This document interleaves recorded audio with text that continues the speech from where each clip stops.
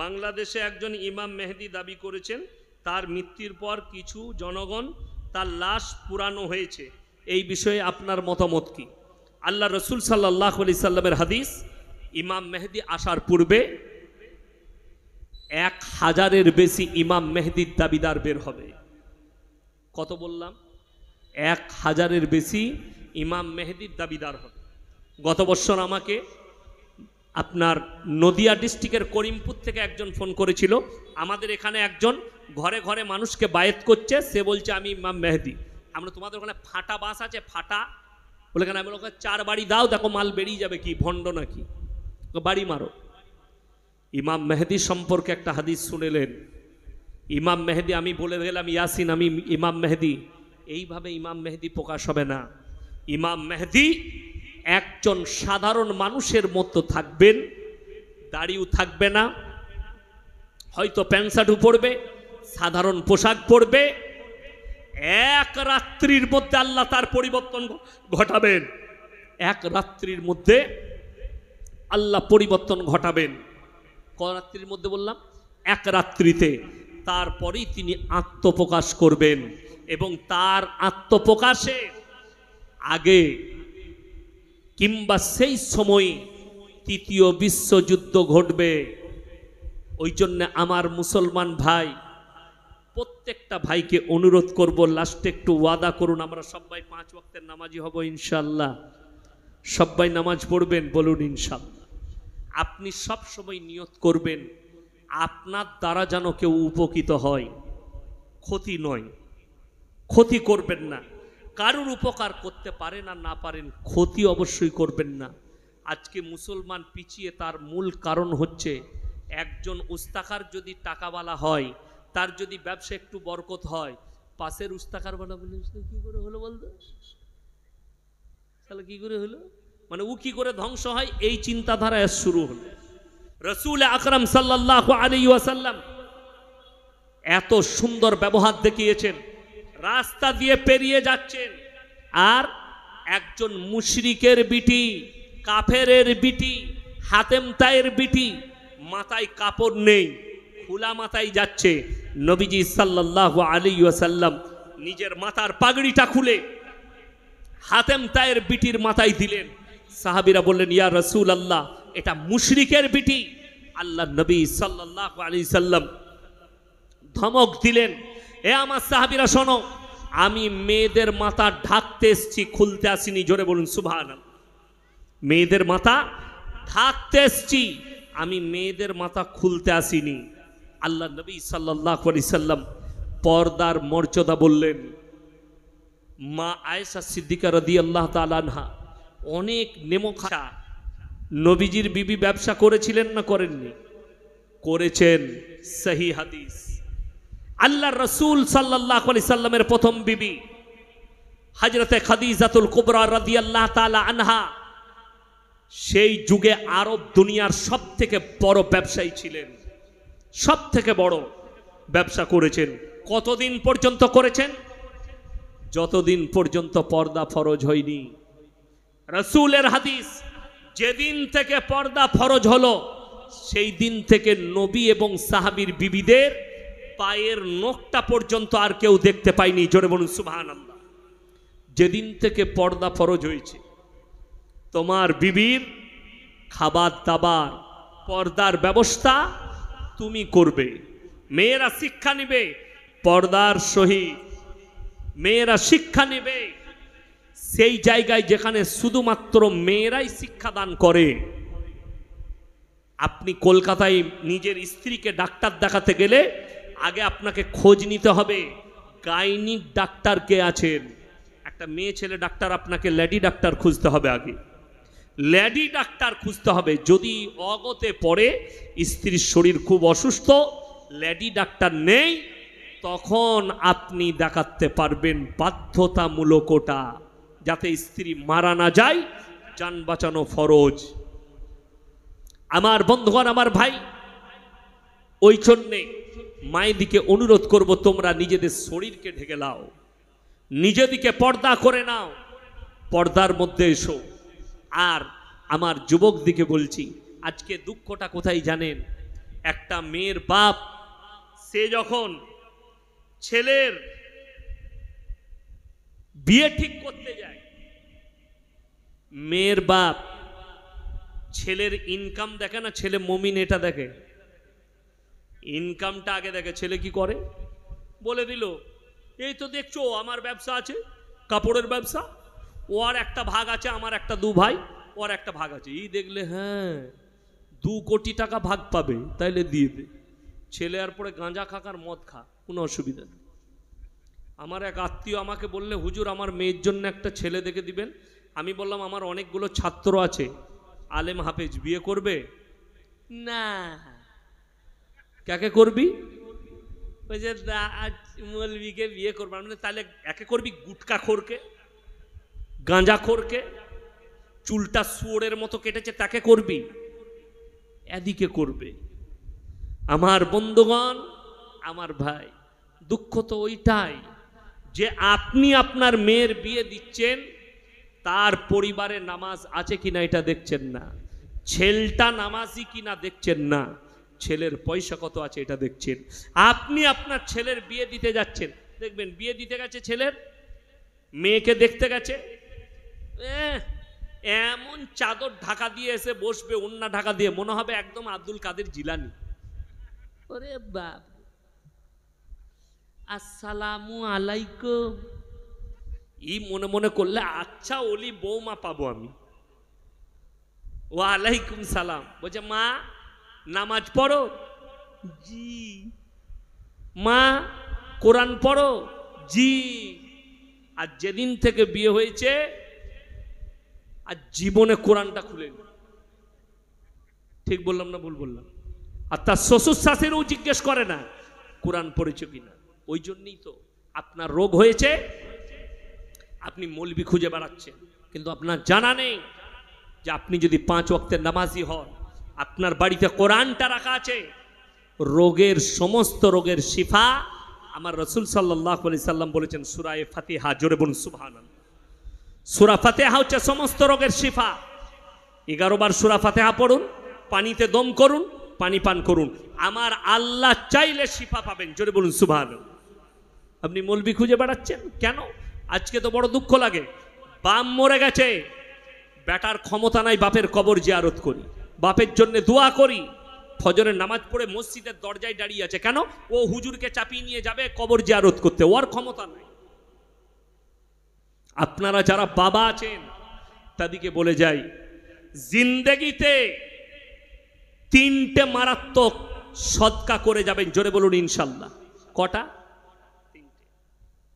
আপনি মরে যাওয়ার পরে মিলাদ হবে কি হবে না ওটা নিয়ে চিন্তা নেই। আপনি মরে যাওয়ার পরে আপনার বেটা দান করবে কি করবে না এটা নিয়ে চিন্তা করবেন না। আপনি মরে যাওয়ার পরে আপনার বেটা কবর জিয়ারত করবে কি করবে না এটা নিয়ে চিন্তা করবেন না। আপনি 3টে কাজ করে যান। নাম্বার 1, নেক সন্তান তৈরি করে যান। নেক সন্তান, যে ছেলে নামাজি হবে, যে ছেলে তাহাজ্জুদ গুজার হবে, যে ছেলে কোরআন জানবে, আপনি মরে যাওয়ার পরে যেন আপনার জানাজাটা পড়াবার ক্ষমতা রাখে, আপনি মরে যাওয়ার পরে যেন আপনার কবর জিয়ারত করার ক্ষমতা রাখে, আপনি মরে যাওয়ার পরে সে যেন হাত তুলে আল্লাহর কাছে কাঁদতে পারে। এইটা হচ্ছে 1 নম্বর বড় সদকা, যে নিজের একটা নেক সন্তান রেখে গেল, বাপ মরে যাওয়ার পরে সে বাপের জন্য দান খয়রাত করবে, দোয়া করবে, কবর জিয়ারত করবে। নাম্বার 2, নিজের নামে সদকা করে যান। কোনো জায়গায় মাদ্রাসা হচ্ছে, এই 5000 টাকাটা আমার নামে সদকায়ে জারিয়া যে কোনো বিল্ডিংয়ে ইটের কিংবা বালির কাজে লাগাবেন।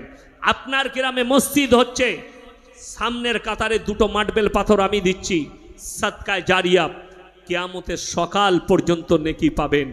নাম্বার 3, বড় সদকায়ে জারিয়া, আপনি যে ইলমটা হাসিল করবেন সেটা মানুষের কাছে পৌঁছে দেন।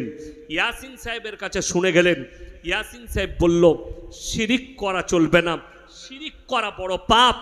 আপনি এই কথাটা আপনার পরিবারকে পৌঁছাবেন, আপনার প্রতিবেশীকে পৌঁছাবেন, আমিও সদকা পাবো, আপনিও সদকা পাবেন, আপনার পরিবার যাদের কাছে পৌঁছাবে আপনিও সদকা পাবেন। খায়রুকুম মান তাআল্লামাল কুরআন আল্লামাহু। আল্লাহ রাসূল সাল্লাল্লাহু আলাইহি সাল্লাম হাদিস বর্ণনা করলেন, হে আমার সাহাবীরা শোনো, শ্রেষ্ঠ ব্যক্তি ওই ব্যক্তি সে যে নিজে ইলম হাসিল করলো, এবং অপরের কাছে পৌঁছালো। আপনি জেনে গেলেন উজুর ফরজ কটা, আপনি প্রতিবেশীকে বললেন।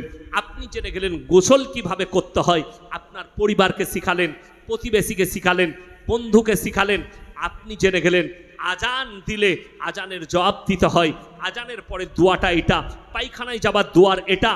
আপনি শিখালেন আপনার বন্ধুকে, সে শিখালো আর কাউকে, সে শিখালো আর কাউকে। এই হচ্ছে সব থেকে বড় সাদকায়ে জারিয়া। না হলে আবার অন্য জায়গায় ভালোবেসে বিয়ে করে নেব, এটা হচ্ছে তাদের ধারণা। বড় কষ্ট লাগে। কোরআনে আছে ওয়ালা তাকরাবুজ জিনা ইন্নাহু কানা ফাহিশা ওয়া সা সাবিলা।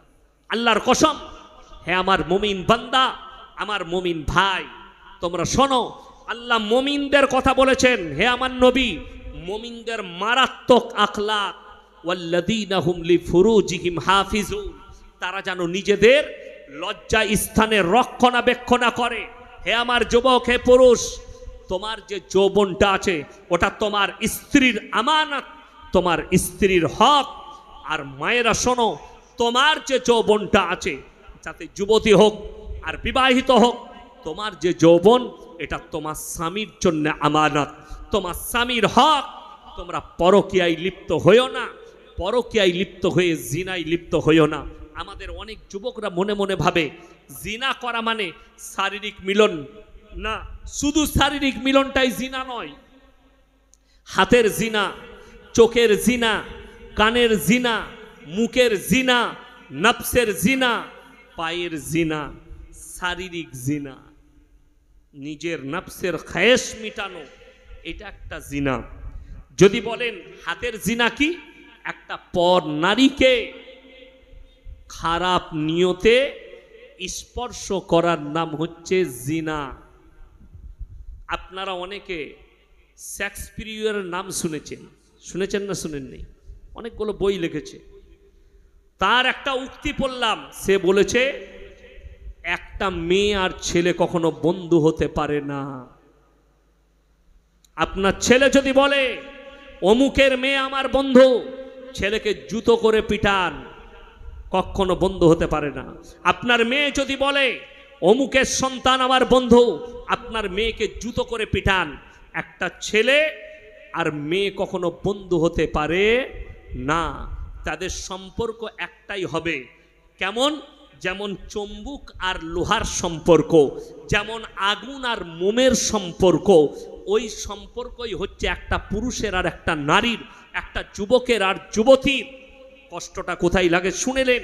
হে আমার যুবক, তোমরা নিজেদের যৌবনকে ক্ষতি করো না। যৌবনকে, হাতের জিনা, হাতের দ্বারা স্পর্শ করলেন। প্রেম করছেন কোনো মেয়েকে, সারা সারা রাত ফোনে তার সাথে কথা হচ্ছে, যতক্ষণ তার সঙ্গে লিভিংয়ে কথা বললেন, মুখের জিনা আর কানের জিনা হলো। আমাদের সমাজে এখন একটা দুর্বলতা এসছে। আপনাদের এখানে পাঞ্চিনি বলে, তাই না? পাঞ্চিনি, পাঞ্চিনি যেদিনে হবে সেই দিনই ইমাম সাহেবকে ডেকে নিকাহ পড়িয়ে দেন। যদি বলে আজকে পাঞ্চিনি হলো, 3 মাস পরে বিয়ে হবে। এই 3 মাস এদের এখন কথা চলতে লাগলো ছেলের আর মেয়ের। এর মধ্যেখানে যদি 3 মাস 10 দিন বিয়ের বাকি আছে, 3 মাসের মাথায় কথা বলা হলো, 3 মাসের বেলায় কারণবশত বিয়েটা ভেঙে গেল, এই দুজনের ফোনেতে জিনা করার পাপের দায়িত্বটা কে নেবে? কথা বোঝাতে পারলাম না?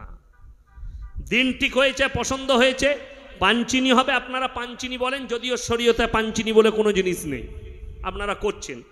ওখানে নিকাহটা পড়িয়ে দেন ইমামকে ডেকে। কেন?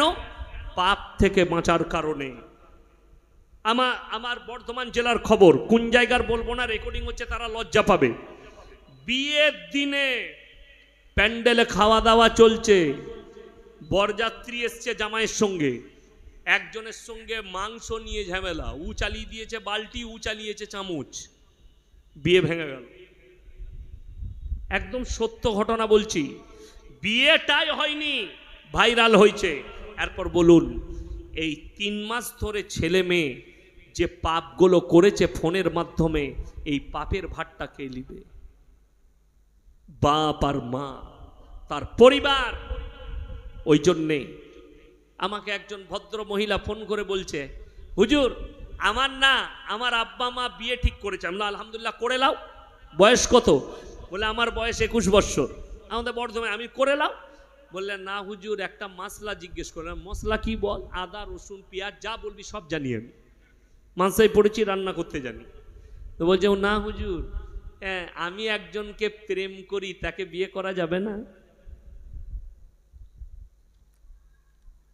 আমি বললাম কতদিন প্রেম করছো? বললে এই মাস 6 হলো। আমি বললাম এই 21 বৎসর পর্যন্ত প্রেম দিয়ে লালিত পালিত কে করেছে? বলে আমার মা আর বাপ। আমি বললাম তাদের পছন্দ কি তোমার খারাপ? কিন্তু নয়। কি বলছে শুনেলেন? আরে বাংলাদেশের একজন হুজুর বলেছে প্রেম করে বিয়ে করাই ভালো। আমি বললাম কে সে? কি নাম? বলছে আবরারুল্লাহ আসিফ। আমি বললাম সে তো লুচ্ছা মাল, মৌলবি নয়, সে তো লুচ্ছা, তাকে তোমরা মৌলবি ভাবো? আমি বললাম আমি জানুয়ারিতে যাচ্ছি, তার পোস্টমর্টম করে আসবো আমি। কত কষ্ট লাগে, কত দুঃখ লাগে। শুনেলেন? আর পরে এক শ্রেণীর আলেমদের দ্বারাই জাহান্নামের উদ্বোধন হবে, যারা জিনাকে প্রমোট করছে, যারা বলছে প্রেম করা জায়েজ, মায়ের সঙ্গে, বাপের সঙ্গে, প্রতিবেশীর সঙ্গে, বোনের সঙ্গে, মামির সঙ্গে, মামার সঙ্গে, আত্মীয় স্বজনের সঙ্গে। কিন্তু ছেলেরা যে লিভিংটা জায়েজ বলতে চায়, এটা সম্পূর্ণ হারাম এবং নাজায়েজ, এবং জিনা করার পাপ হবে। শুনে রেখে দেন, পৃথিবীর যিনি শ্রেষ্ঠ মুফতি বর্তমানে, তেনার নাম হচ্ছে মুফতি তাকি উসমানী, পাকিস্তান। তিনি বলেছেন একটা বক্তব্যে, কিয়ামত সে পহলে पूरे आलम में, पूरे दुनिया में हराम औलादों से भर जाएंगे। और कैसे भरेंगे? কেমন করে ভরবে? তারও একটা উক্তি দিয়েছে। কেন? पूरे दुनिया में एक दूसरे के साथ मिलना आम हो जाएंगे, জিনা आम हो जाएगी। এখন পরকীয়া লিগ্যাল হয়ে গেছে। আমি তো এই 3-4 দিন আগে দেখলাম, এই উত্তর 24 পরগনা না দক্ষিণ 24 পরগনা হবে, দুটো বউকে একজনা নিয়ে পালিয়ে গেছে। মোবাইলে দেখলাম, তাদেরকে পুলিশ ধরেছে, তুলে নিয়ে এসছে। এরপর বলে দেন কেন? পরকীয়া। শুনে রেখে দেন, যদি ইসলামী রাষ্ট্র হয়, শোনো আমার যুবকরা, এই দেশটা সেকুলার দেশ, এই দেশে কানুন আছে, বিচার ব্যবস্থা আছে, প্রশাসন আছে, আদালত আছে। যদি ইসলামী রাষ্ট্র হয়, আর কোনো যদি বিবাহিত মহিলা আর বিবাহিত পুরুষ তারা যদি পরকীয়া করে আর যদি ধরা পড়ে যায়, তাদের জন্য শাস্তি হচ্ছে জনসমক্ষে নিয়ে এসে অর্ধেকটা পুঁতে তাদেরকে পাথর মেরে মেরে হত্যা করতে হবে। নাম্বার 2, কোনো যদি অবিবাহিত মহিলা আর অবিবাহিত পুরুষ তারা যদি ধরা পড়ে যায়, তাদেরকে জনসমক্ষে নিয়ে এসে 100টা চাবুকের কোড়া মারতে হবে আর ইস্তেগফারের নামাজ পড়াতে হবে। কেউ যদি ধর্ষণ করে আর ধরা পড়ে যায়, তাকে অর্ধেকটা পুঁতে দিয়ে হয় তাকে খেপা কুকুর দিয়ে খাইয়ে দিতে হবে, তা না হলে পাথর মেরে মেরে হত্যা করতে হবে। এইটাই হচ্ছে ইসলামী শাসনের আইন। শুধু এটাই নয়, আমার মায়েরা ভালো করে শুনবেন, ইমাম বুখারী রহমাতুল্লাহ আলাই বুখারী শরীফে এই জিনা করার ব্যাখ্যা আনলেন। ওই মহিলাটার জন্যও এই শাস্তি দিতে হবে যে মেয়েটা রাস্তাঘাটে, বাজারে পর পুরুষের সামনে নিজের মাথার চুল, প্যাট পিট খুলে নিজের যৌবনকে দেখিয়ে পর পুরুষকে উত্তেজিত করে, সেই মহিলার জন্যেও ইমাম বুখারী রহমাতুল্লাহ আলাই বললেন একই শাস্তি, তাকে অর্ধেকটা পুঁতে দিয়ে পাথর মেরে মেরে তাকে হত্যা করতে হবে। এই জন্যে পর্দা করা কি বাবা? এই জোরে বলুন, পর্দা করা কি? ফরজ। কোরআনে আছে ওয়াদরিব খুমুরিহিন্না আলা জুনুবিহিন। হে নারী, তুমি পর্দা নির্ধারিত করো, তোমরা কোনোদিন ধর্ষিতা হবে না, তোমরা কোনোদিন লাঞ্ছিত হবে না, তোমরা কোনোদিন লাঞ্ছিত হবে না। আপনি ভেবে দেখুন, আপনাদের এখানে চকলেটের দোকান আছে না নেই? আছে। 1 টাকা একটা পালস চকলেটের দাম। ক টাকা বললাম? 1 টাকা। এই চকলেটটা প্যাকেটের ভেতরে থাকে না খোলা থাকে? প্যাকেটে। কোনো দোকানদার সেই চকলেটকে ছিঁড়ে প্লেটে করে যদি বিক্রি করে কেউ কিনবে? কি বলবে? ধুলো পড়ে গেছে, মাছি বসেছে, এটার ইজ্জত শেষ, এটাকে নেব না, ওই প্যাকেটওয়ালা মাল দে। আপনি 1 টাকা চকলেটের মূল্য বুঝতে পেরেছেন, তার ইজ্জত বুঝতে পেরেছেন, আপনার মায়ের ইজ্জত বুঝতে পারলেন না, আপনার বিটির ইজ্জত বুঝতে পারলেন না, আপনার বোনের ইজ্জত বুঝতে পারলেন না। রসুল আকরাম সাল্লাল্লাহু আলাইহি সাল্লাম, শুনেন হাদিস,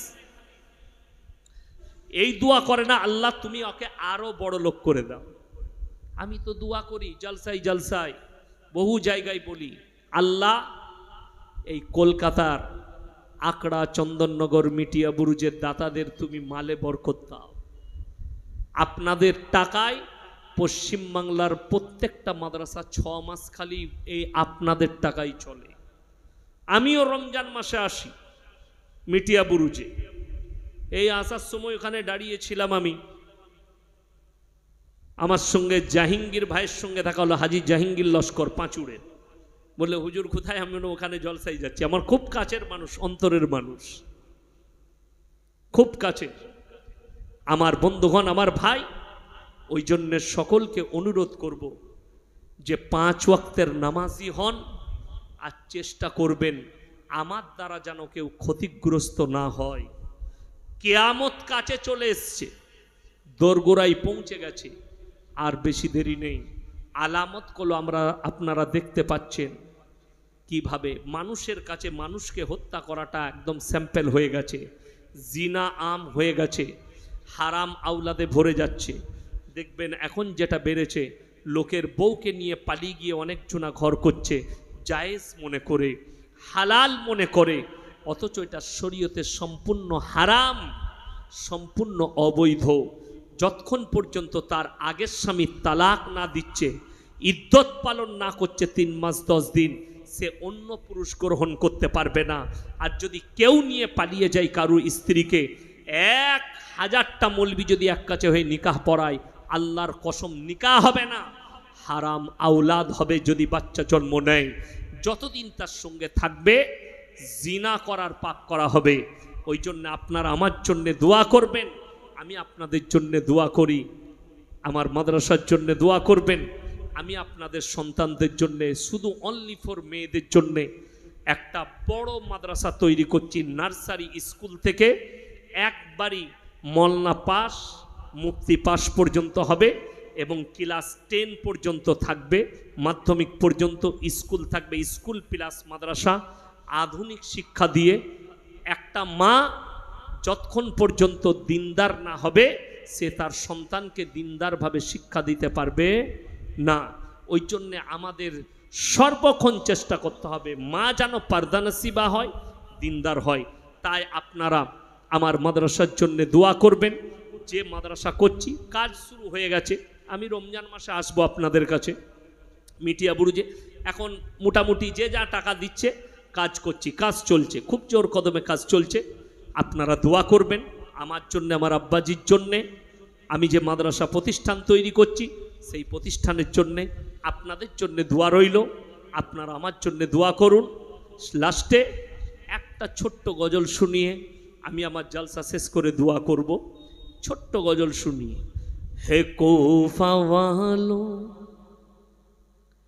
है कूफा वालो मुझे मुसाफिर न समझो,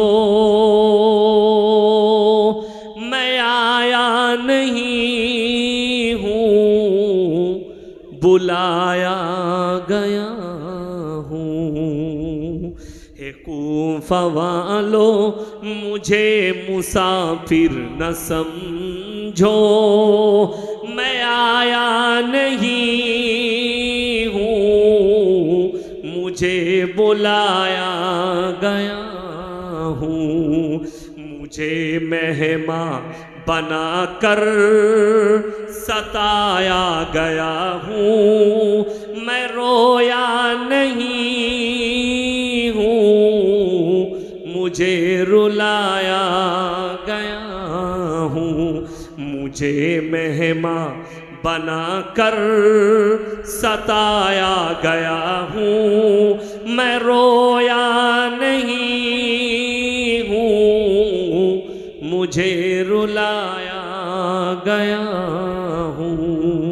সবাই দুরূদ শরীফ পড়ুন, আল্লাহুম্মা সাল্লি আলা। সবার কাছে একটা বিশেষ অনুরোধ, দোয়ার পরে কেউ উঠবেন না, একটু তাবারুকের ব্যবস্থা করা হয়েছে, আপনারা দোয়ার পরে